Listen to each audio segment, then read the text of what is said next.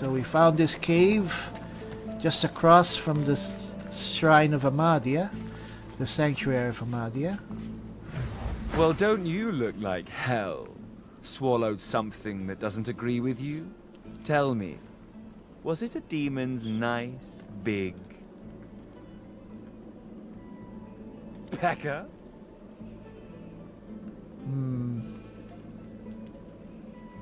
Leave this fool be. Till next time, meatbag. Okay, let's just... We know, of course, where to go. Don't need to look at these things. Clever. This is all an illusion. So we're going to go here. Didn't I tell you to leave? Wasn't I clear that you're not welcome here? You can't teach a fool anything. Alright. So we have a bit of a fight. We have 3 enemies. But this guy just needs to die. Alright, and... Tentacle Lash.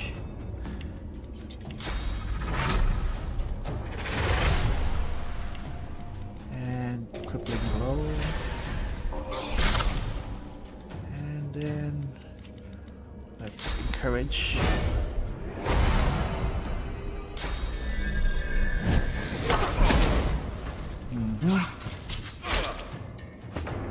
Right, Lohse. Hit him. And teleport. Up. Can we move this guy? Teleport.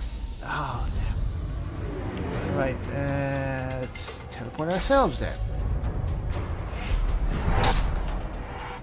And then let's support him. Put him down over here.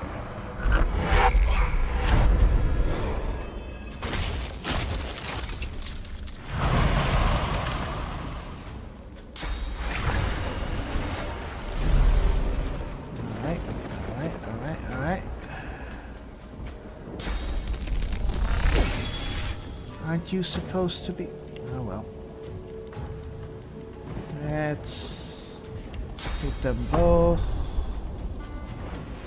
Into the dark with you. And we killed one. Let's hit this one with another. And again. And let's hit this one. And call in our incarnate.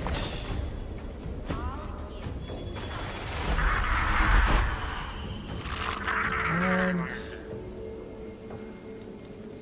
restoration on him because he is undead. And let's make him bleed fire. Oh, that's wrong. Wrong spell. Anyway, fireball. And hit him.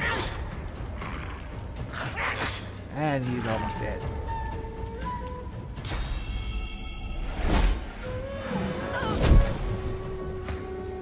And let's just kill this guy. And let's teleport over here.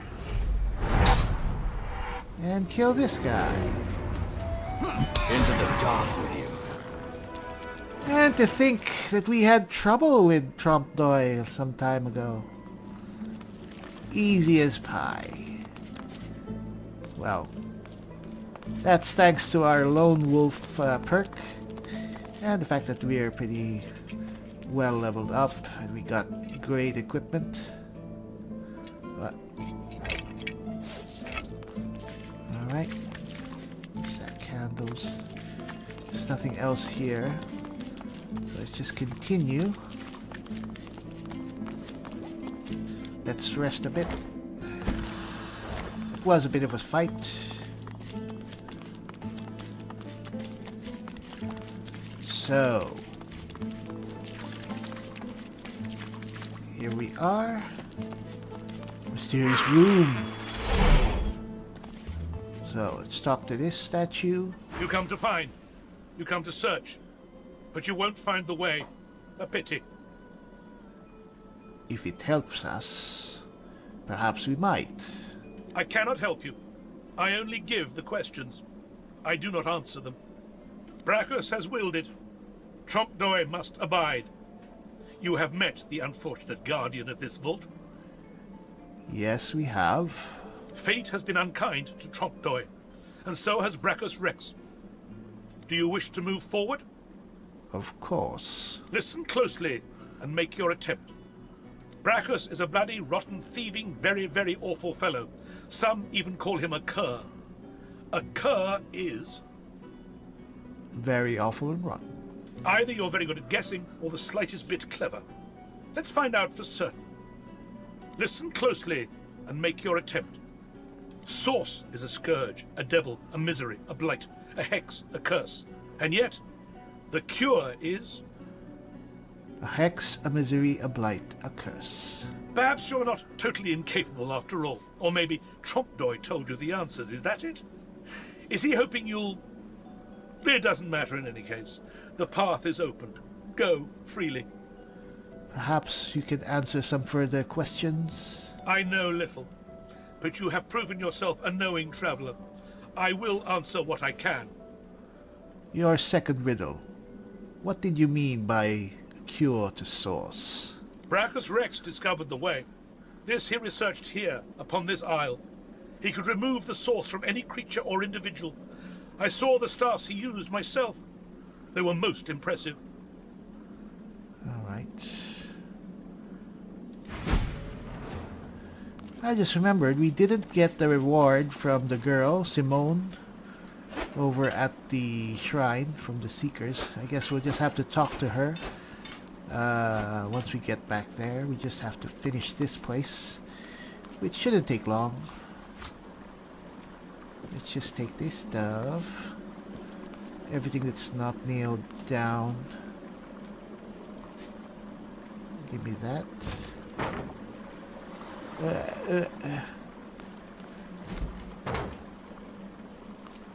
I'm not sure, but I think these paintings are all Kickstarter patrons, I think. Anyway.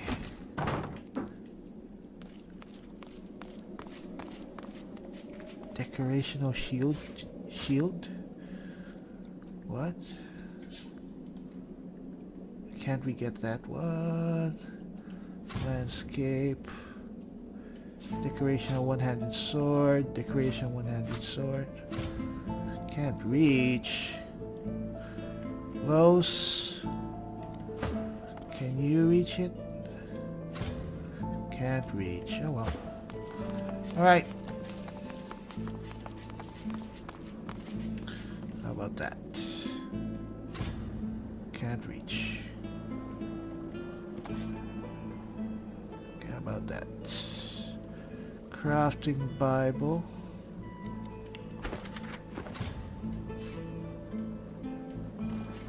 Alright.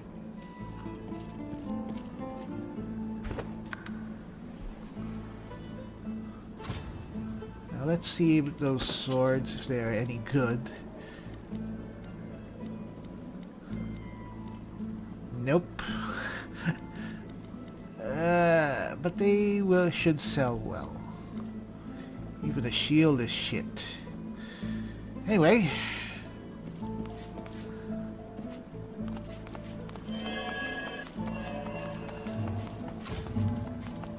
Alright, Trompe-l'oeil. Give us your best shot.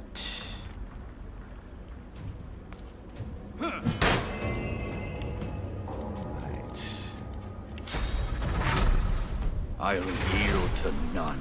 Yield to none. And... nope. Let's cripple him instead.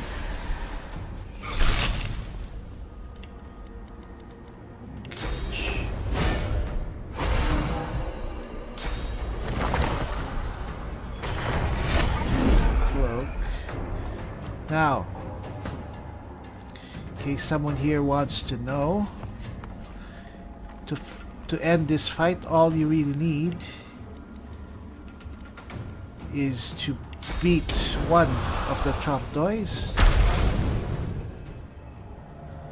and that's the one who has the staff. And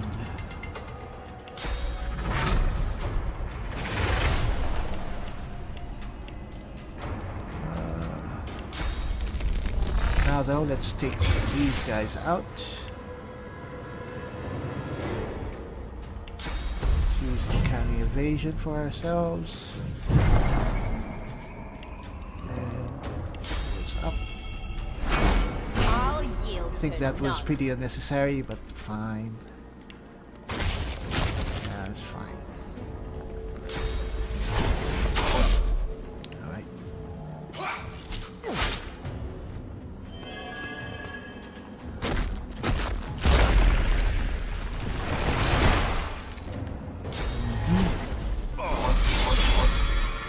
Alright.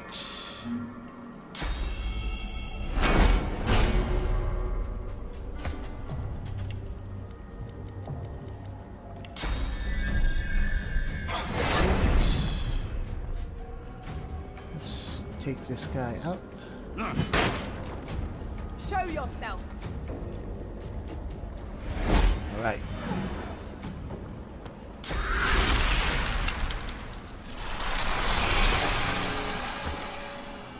Alright. Let's teleport this guy right over to us.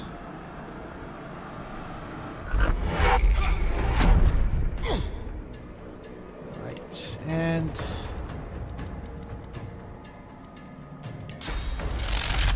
let's hit him. I'll yield to none. And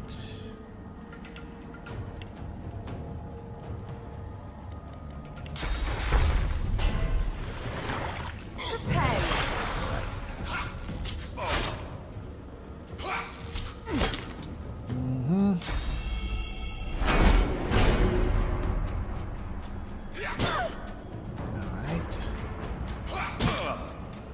Alright. Ooh, we're finally getting to Ifan. Let's have him fortify. Prepare yourself. Then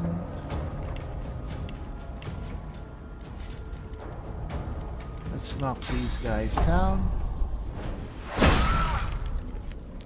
Then all in on this guy.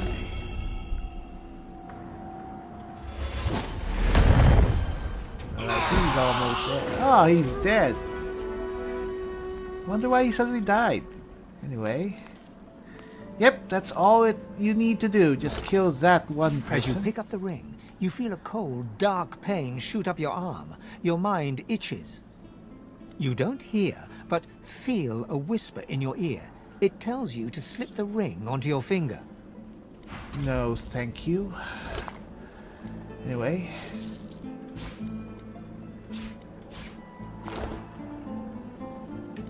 Now you have a shield. Nice new shield for Lohse, I think. Let's identify it first. War shield. 29 magic armor, 41 physical armor. Not bad. I think it's slightly better. Slightly better than the other shield. It looks nicer. Right, so we'll use it. As for us, we got some nice weapons. They're all one-handed though. But later, you know what? We could actually, if we use this and put this 42 to 47, that's not bad. It actually looks cool, huh? Can we use the backlash?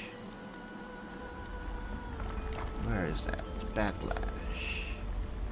We can use this. As long as we have a dagger in one hand. That's something to think about, you know? I wonder if that works if it's... This is our offhand. As long as we have a dagger, it should work.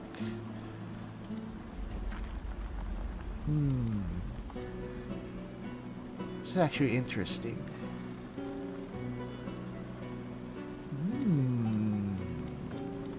Of course, finesse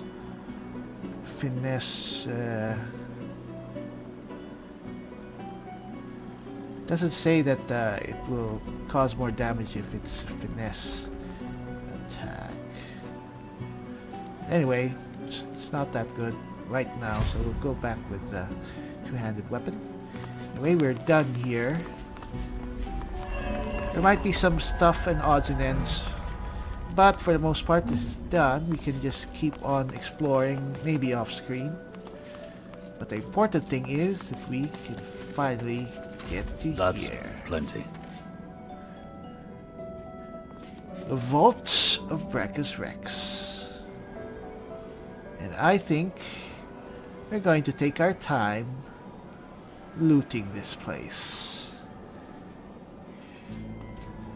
Necromancer Rask's soul jar. The jar on the plinth before you seems ancient, but is in surprisingly good condition. It's covered in pictograms that you can't understand, but you're sure you just saw one of them move. The pictograms spin to life, and you're dragged into a dream. You see the lizards of the ancient empire turning their backs on you, casting you out into the wilderness. As you roam, the human apes turn away from you, all but one. One smiles, one opens his arms, one says he'll take you home. Braccus Rex. He promises power for a price. He picks off your golden scales, one by one, stripping you down to the bone. He promised you a crown, but all you got was shackles. You try to fight, try to reclaim what's yours, but a woman takes you by the hand and leads you to a tower. He promised he'd take me home, you cry. You are home, she smiles as she seals the door. This is where you belong. Your hand drops away from the soul jar, your skin prickling. In the back of your mind, you hear a small, scared voice whimper before fading to nothing. Let's take the jar and slip it into our backpack. Nice. The long-dead lizard's visions fade. He committed his crimes out of pain, not malice. He ought to be forgiven. This is the price of pride and greed. The villain got what he deserved. There's some gold. It's Necromancer Tamsin. The soul jar stands on its plinth, glowing softly. From within, you can almost hear the whisper of a voice. Let's see what this one says. You see, or rather, you feel a far-off land. Frozen breath hangs in the air, pine needles brush your cheeks, and in your arms you can feel a weight. A body, dead. But you have hope. Your vision swims. You're older, but perhaps not wiser. You march at the head of a shambling host, the enemies of Braccus Rex melting before you. The scene twists again. Now Braccus stands before you, a beautiful woman at his side. You lash out in treasonous rage, but cold arms bind you. You're sealed away in a tower. Your screams fill the darkness. You feel a jolt and open your eyes to see the soul jar before you, lying still in the vault. Your hand falls from the jar and grips the pillar as you try to calm your ragged breathing. Alright, let's take the jar and put it into our backpack. Nice. The necromancer's memories fade to black, but the feelings remain. I'd forgive this soul. Punishment must fit the crime. This doesn't. The memories of a necromancer. What could be more vile? Well.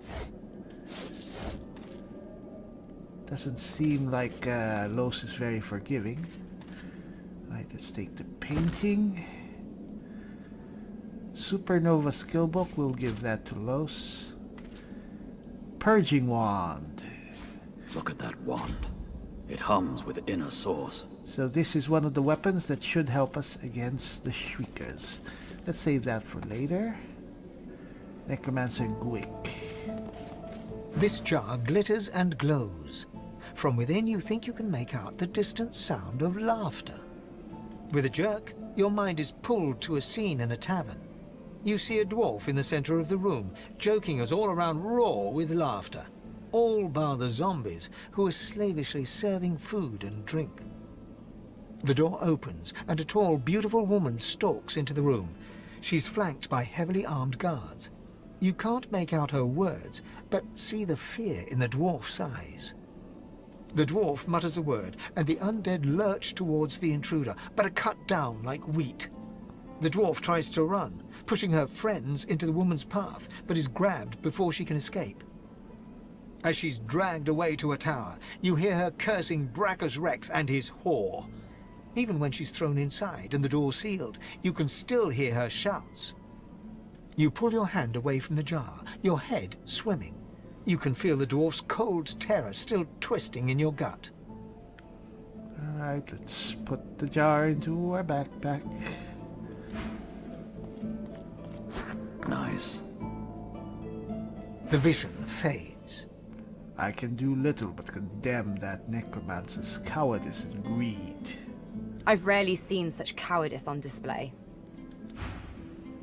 Alright. Heart of the Tyrant, chest armor. Nice. I'm still deciding whether or not we'll actually use the armor. I mean, put all together, it could be good at this stage, but it will probably be obsolete before long. Alright, one last soul jar. Gratiana's soul jar. The jar before you may have looked opulent once, but no longer. Now it's covered in grime, its paint chipped away, and its jewels long stolen. Gratiana, of course. It does not escape our attention that that is the same name of the priestess at the shrine of Amadia. The soul jar rocks slightly, light flashing from underneath its lid. On its rim, you can just barely make out the name Gratiana. As soon as you touch the jar's cracked surface, you see a vision of splendor, silks, fine food, and decadent lechery. But underneath it all lies bone and blood. The vision shifts.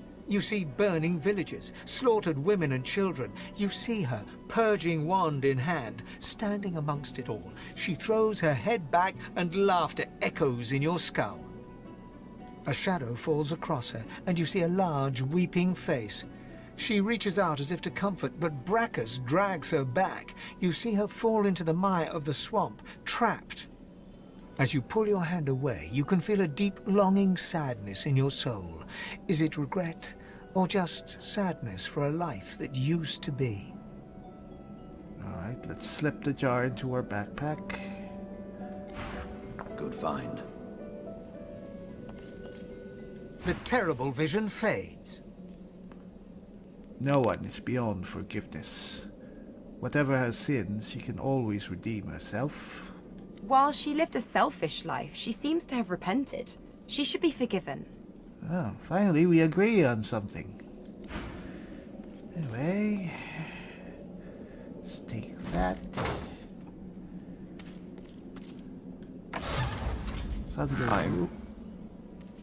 I'm sorry. Oh, we skipped a bit of dialogue, but anyway. He's apologizing for being such an ass. He trembles and seems to shudder with a quiet sob. I'm cursed, you know. Bloody Braccus bound me here to protect his vault. He has my soul in that jar just there, and I can't leave without it. As long as the jar stays unbroken, I can never truly die. Alright. We'll agree to help him and break his soul jar. Really? You would? He drops to his knees before you and grabs onto your feet with both hands, head hanging. Thank you.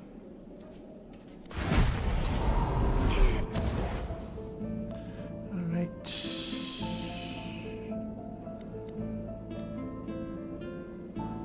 Trekking boots. Champion's helmet. But,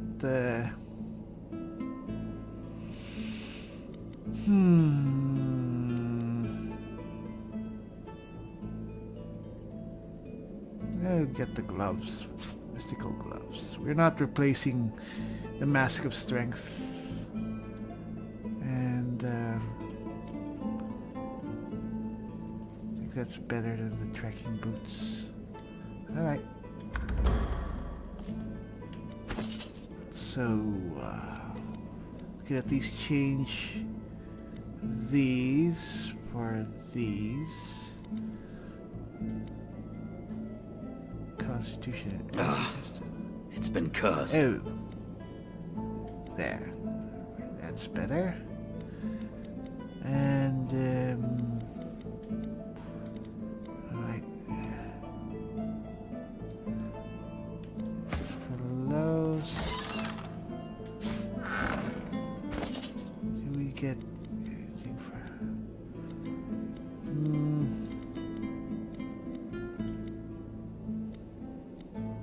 Magical leather slacks, is that better?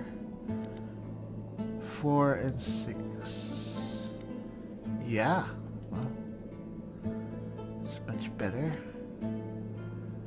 And boots are just good. Set as, alright. I think we're fine. So, one last thing. Chest. Nice.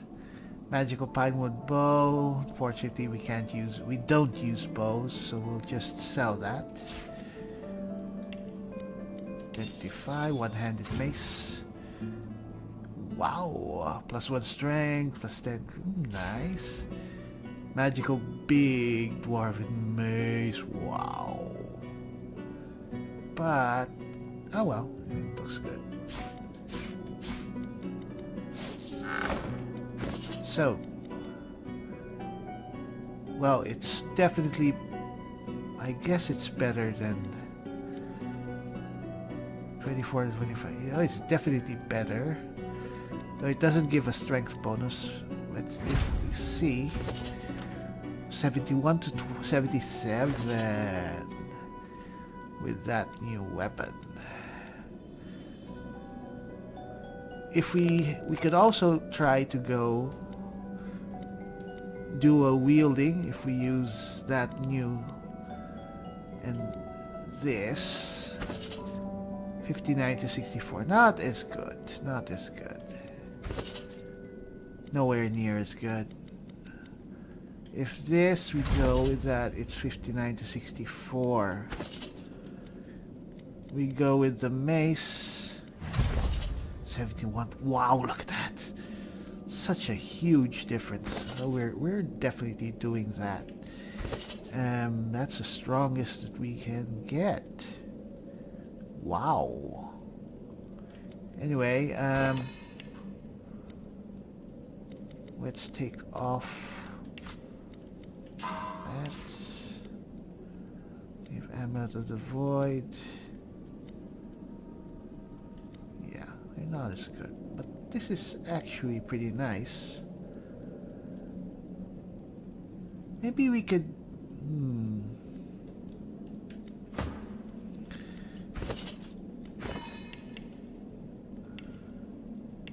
Maybe we could give that to... Nah. Alright, I guess that's it. It's pretty good. Pretty awesome mace. That even looks pretty good.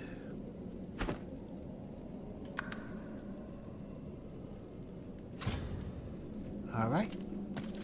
Guess we're done here.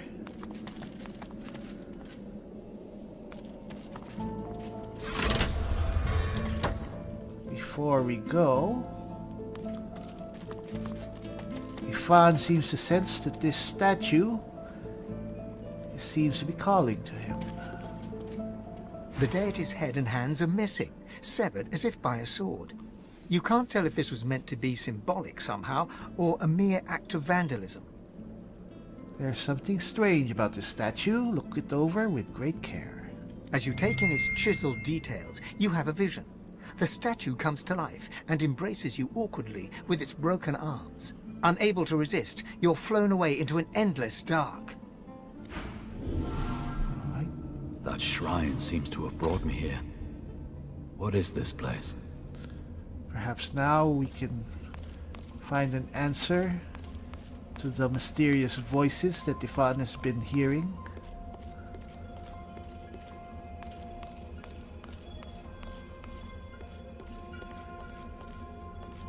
Right. This figure seems familiar. Who is this?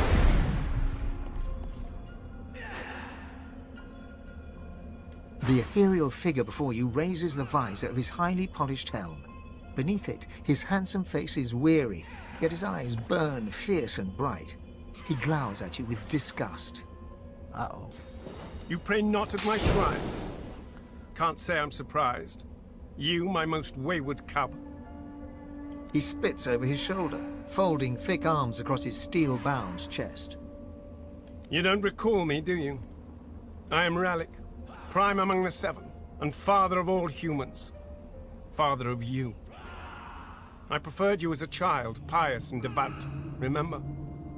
I called you to follow me, and so you did. I remember. Ralik gazes at your upright form, a contemptuous frown creasing his face. Look at you now. My child, a killer for hire. You can't hide. I see the dead who whisper your name as they pass the threshold of the halls of echoes. And who's to blame? I blame Lucian. I hold anger towards the divine myself.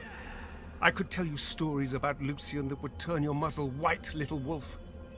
Yet you choose to follow him. Lucian didn't make you into a mercenary, but nor did Lucian make you refuse to kill that elf in Fort Joy. Oh yes, I know about that. You're a paradox, Ifan. And who's responsible? He stares deeply into your eyes. I am. I'm responsible. As you gaze into his deep green eyes, you feel your whole consciousness following. You notice every shade of stone within, from iridescent emerald to flecks of grey. The verdant pools encompass you. There is nothing else, nothing but Ralik's eyes. I'm lost in his eyes. Suddenly, a vision coalesces. You see yourself, the bright and zealous crusader you once were. You are breathless, scouting through deep forest. You are racing with a message of utmost importance for the elven people. Look deeper into Ralik's eyes. You make it to civilization. Too late. An explosion devastates the beating heart of the elven city. Ancestor trees thud to earth, strong trunks crack even louder than the horrified screams. A fetid miasma pulls the air. Gasping on the fumes, you are dragged to safety by a wolf who appears out of nowhere. He pulls you free, clawing an elven woman who gets in your way. She collapses, wheezing under the choking dust. She clutches your ankle with her hand, grip tight as a vice. As you reach down to help, her hand falls away, lifeless. Through the haze, the death fog, you see her dead eyes, black and staring. Steel yourself and look deeper into Ralik's eyes. Through her lifeless eyes you fall. You see them, Legion. The thousands slain that day, those you were too late to save. The hundreds slain by your own hand since then, mountains of corpses and rivers of blood. You see the motherless children left behind, the scarred slaves sold to the highest bidder. Choices you made, contracts you took. The army of the lost gaze at you silently, their loathing and reproach palpable. Clench your jaw and look deeper into Ralik's eyes. Encased in pitch black of deadest night, you know not which way is up and which way down. Vertigo spins your senses as you see the consequences of each choice you made, one damning choice after another. The guilt you try to escape from lies here, bare, throbbing. It was waiting for you here all along, in this filthy chamber at the base of your rotten heart. Your pain pulses, ebbs and flows, undamned. You can take it. You deserve some. Look deeper into Ralix's eyes. You widen your eyes, striving to see further, but a stinging slap drags you back to reality.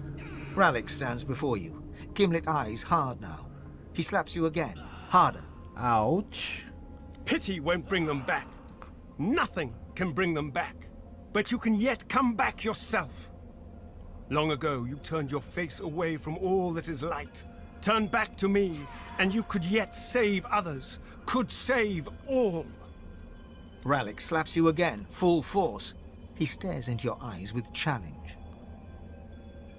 Take a step forward. That's what I'm looking for. That crusader courage. The courage to stand up for what's right. Ralix punches you full in the face. You feel a Ouch. familiar sensation as the delicate bones of your oft-broken nose give way. Lunge at him. He catches your arm in one vice-like fist and dangles you above the ground. He laughs and shakes you like a rag doll. You feel rage surge within you, barely containable. Feel it electrifying the blood in your veins, pumping through you. You feel like yourself.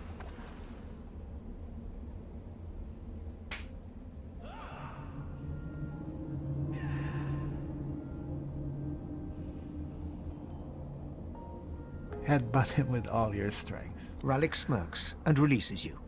That's it, Ben-Mezd. That fierce spark of zeal is why I chose you, why I saved you from that sinking ship. You tried to hide it behind apathy, but the light shines through. Embrace who you really are. Why did you become a crusader in the first place? You heard my call, not Lucian's. So fight for me. I need you. The Seven didn't abandon Rivlon. We are trapped here, powerless and squabbling. You, ruthless son of humanity, you will be my champion in the world. You are my God-woken. Godwoken. It's got a surprisingly nice ring to it.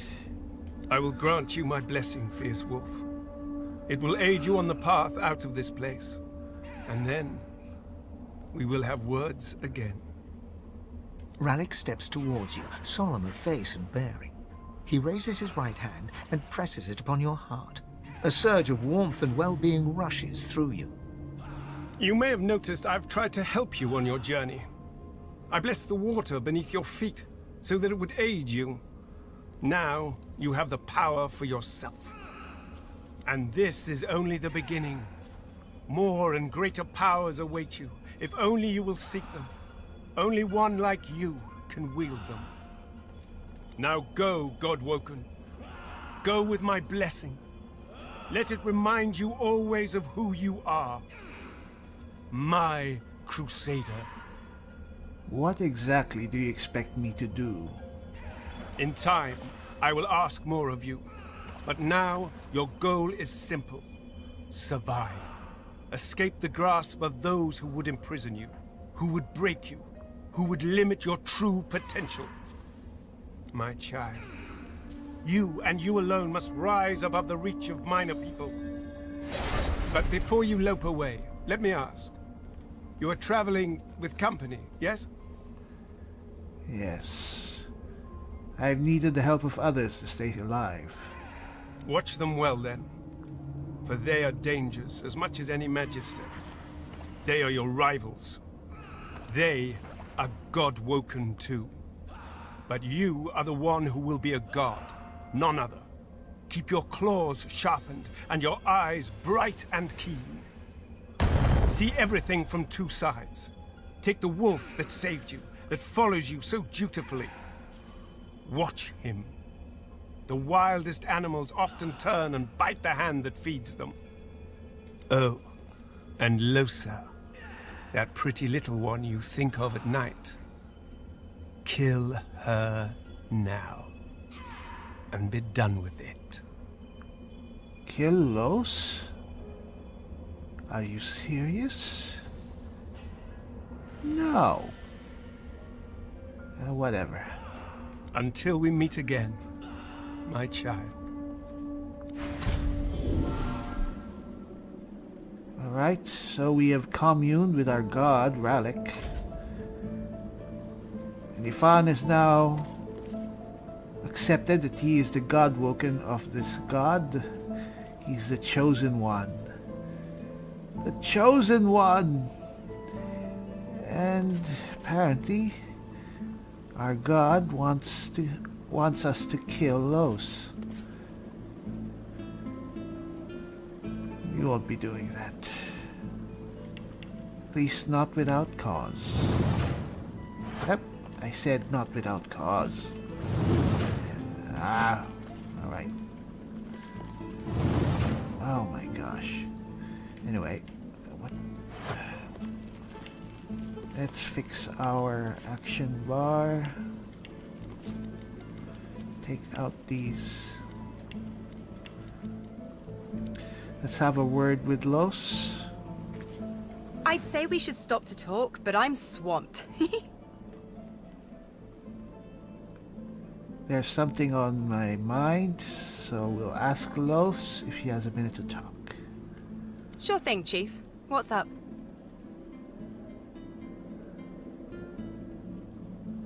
Tell her that you spoke to one of the gods in the Hall of Echoes. One of the gods? Really? Well, look at you go. What did they say? Let's tell her the truth. We met Ralik, and he told you that she was a liability. One of the gods said that. Lohse huffs on her fingernails and buffs them on her tunic, smirking. That's so Lohse. Nice. I hope you know that I wouldn't abandon you or betray you over some apparition. Her face cracks into a mischievous smile. She capers around you, bouncing from one foot to the next, chanting. You like me, you really, really like me. She stops suddenly, goes rigid, then relaxes, smiles broadly, and leans over to whisper in your ear. Psst. I like you too.